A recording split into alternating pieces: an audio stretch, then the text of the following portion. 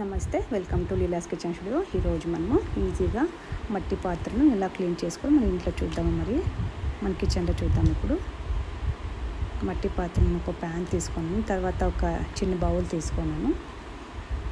దాంట్లోకి బియ్యం కడిగిన నీళ్ళు, లేదంటే మీరు బియ్యం ఉడికించిన గంజి ఉంటుంది కదా, ఆ నీళ్ళైనా వేసుకోవచ్చు. అది లేదు అనుకుంటే బియ్యం పిండి తీసుకొని మిక్స్ చేసుకొని, మీకు ఎక్కువ పాత్రలు ఉంటే కొంచెం పెద్ద డబ్బు తీసుకొని దాంట్లోకి వేసుకొనేసి పెట్టుకునేసేయండి. లేదు అంటే చిన్న మొత్తానికి చిన్నగా ఉంటే చిన్న దాంట్లోకి వేసుకొని ఇలా అంతా వేసేసి ఆ నీళ్ళని దాంట్లోకి పోసేసి పెట్టుకునేస్తాము. 24 hours నీళ్ళలోనే అట్లే పెట్టాలా. 24 hours నీళ్ళ పెడితే మట్టి పాత్రలు చాలా రోజులు బాళకు వస్తుంది. తర్వాత స్మెల్ అంతా వెళ్ళిపోతుంది, క్లీన్గా ఉంటుంది. సడన్గా మనము అట్లే పెట్టేస్తే అదే పగిలిపోతుంది మట్టి పాత్రలో. అలా కాకుండా మంచిగా బాళకు రావాలా అంటే ఇలా ఈ మెథడ్లో మీరు చేస్తే చాలా రోజులు బాళకు వస్తుంది. 24 hours ఇట్లే పెట్టేసేయాలి నీళ్ళు. 24 hours తర్వాత మనము ఎట్లా క్లీన్ చేసుకోవాలని ఇప్పుడు నేను వీడియోలో చూపిస్తాను మీకు. నేనేం లిక్విడ్ వాడలేదు, సోపు వాడలేదు. జస్ట్ టెంకాయ పీచు తీసుకున్నాను. అది తీసుకొని అట్లా రబ్ చేసేసి ఫుల్ అంతా తిక్కేసేస్తే అది పైన ఉండేదంతా మన్మన్ ఉండేదంతా వచ్చేస్తుంది, ధూళంతా క్లీన్గా వచ్చేస్తుంది అంతాను. బాగా క్లీన్గా తిక్కాల మీరు, నైస్గా అయిపోతుంది. మనము అట్లా వాటర్లో నానపెడితే క్లీన్గా నైస్గా అయిపోతుంది. అంత క్లీన్గా రబ్ చేసేస్తాము.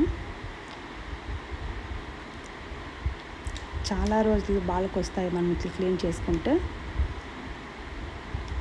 ఆ స్మెల్ అనేదాన్ని నేనంతా క్లీన్గా వెళ్ళిపోతుంది. లిక్విడ్ కానీ సోప్స్ కానీ ఏమి యూజ్ చేయకండి. తర్వాత నేను ఇది ఆరెంజ్ పీల్ తీసుకున్నాను, దాంట్లో కొంచెం సాల్ట్ వేసుకొని క్లీన్ చేస్తాను.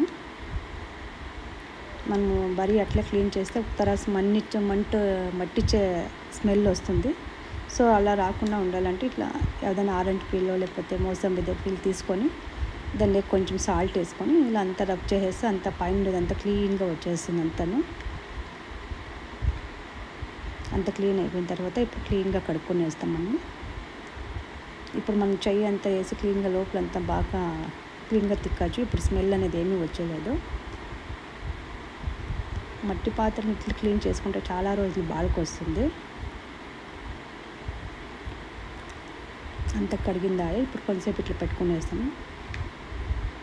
తర్వాత బియ్యం కడిగిన నీళ్ళైనా సరే, లేదంటే బియ్యపిండి మిక్స్ చేసుకొని ఇట్లా వాటర్లోకి వేసి దానిలోకి కొంచెంసేపు ఉడికిస్తాము.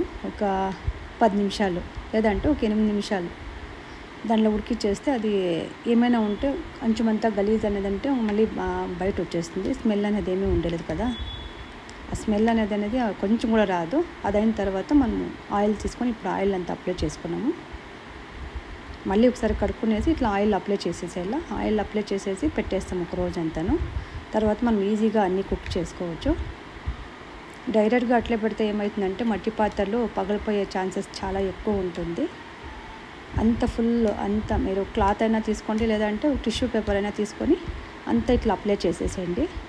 అప్లై చేసి ఒక 5-10 నిమిషాలు చూడండి. అంతా ఫుల్ అబ్జర్వ్ చేసుకుని వేసి ఉంటుంది, అంత ఫుల్ డ్రై అయిపోతుంది. చూసారా ఎంత డ్రై అయిపోయింది. అప్పుడే ఆయిల్ అనేది చూడు కూడా లేదు. మనం ఇప్పుడు ఆరాంగా యూజ్ చేసుకోవచ్చు కుకింగ్కి.